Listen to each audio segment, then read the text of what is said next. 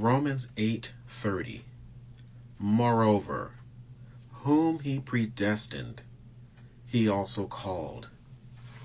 Whom he called, he also justified. And whom he justified, he also glorified. Romans 8:30. Jeremiah 1:5. Before I formed you in the womb, I knew you. Before you were born, I set you apart. Psalms 139:13. For you formed my innermost being. You knit me together in my mother's womb. I praise you, for I am fearfully and wonderfully made. Marvelous are your works, and I know this very well. My frame wasn't hidden from you when I was made in secret, when I was woven together in the depths of the earth. Your eyes saw my unformed body. All my days were written in your book and ordained for me before one of them ever came to be. And what are these scriptures telling us? That we had a relationship and knew God before we ever entered this life. So what does God make? God makes spirits. Let us make them in our image and after our likeness. God formed us as spirit beings. And in that time and in that realm and in that dimension, before anything was ever made, we existed in God. He is our papa. He's our daddy. He's our mama and our daddy. He birthed us and knew us. And in the process of bringing us into as spirit beings, he taught us about who we are. We lived with him in this form and got to know him intimately, to understand who we are. He even wrote our plan.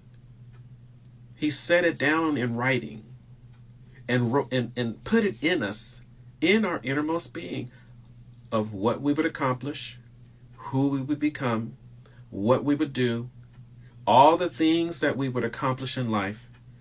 He wrote it with our best interest in mind so that we could have the best life possible, the most fulfilling experiences, and then come back to him with all of these wonderful things and stories to tell him and share with him.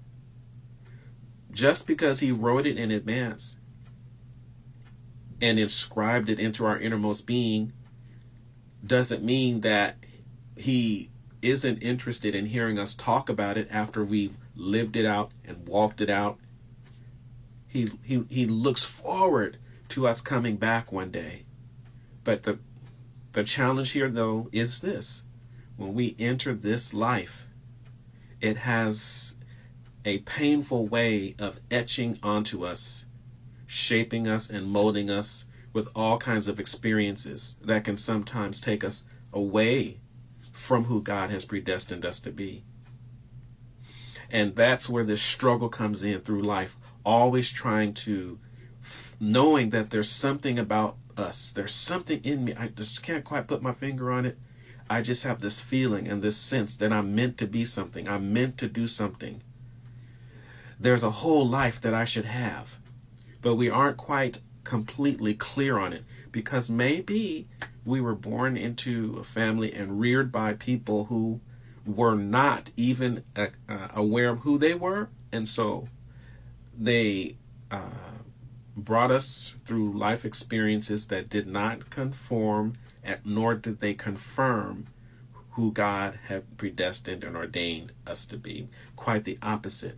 Their experiences shaped us into an image and a likeness that perhaps maybe at some point looked nothing like who God had created us to be. And so with that in mind, we just went through life. Sometimes, well, maybe we did have a moment where we had a fulfilling experience, and maybe we did meet someone who satisfied a need or a want, and perhaps we did have quality moments and experiences in life that left us with a sense of confidence and courage and fulfillment. But even in that, there's always this small space of feeling that there's something more, that I'm meant to be more. And that is the space, the God space that he put inside of us. And this space urges us through this feeling of disquiet and unfulfillment that sometimes can affect us and impose itself on us in our most quiet moments. We sometimes allow our mind to wander, and we wonder, and we sometimes dream and fantasize about a life more fulfilling, or a personality more engaging, or interactions more meaningful. And then we'll come out of that revelry with perhaps disquiet or excitement. Maybe we'll come out with the impetus, or the unction, or the compunction to begin to change our life and to pursue things that we hadn't thought about before. Or perhaps we'll come out of it with a feeling of unease, and maybe disquiet and anxiousness. And that's life, really, honestly. But we all are appointed a day of salvation. We all are predestined to come to the Lord. And what our parents can do, if they are spiritually aware, and if they are locked in, they can help us prepare for the day of salvation through the experiences that they take us through in these early rearing processes, the shaping experiences that impact and affect our identity. They can imprint on us various characteristics and traits and values of goodness, gentleness, faithfulness, self-control, patience, perseverance, self-restraint. They can embody these things in their lives and model them in front of us. And in so doing, we acquire these traits and these virtues. Because life, I'm going to tell you, life is going to throw up in front of us a lot of vices that will promise to meet a need, satisfy a longing, or fulfill a desire. But as most of us know, when we reach a certain point, that's simply a deception, and it's a journey that doesn't have an end.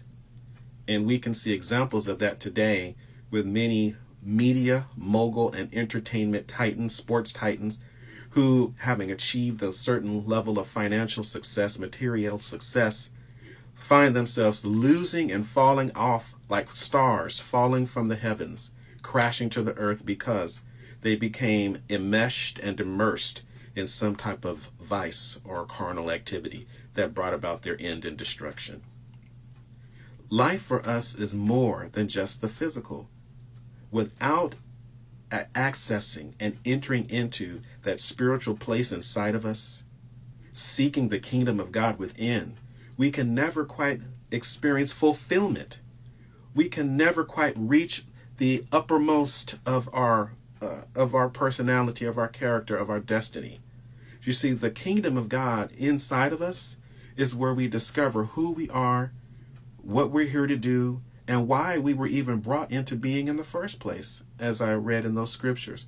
God is in the secret place, and the secret place is inside. It's not in a bunch of rules and regulations. It's not in how I dress, what I say and don't say. It's inside, in that place of disquiet and uneasiness and wanting.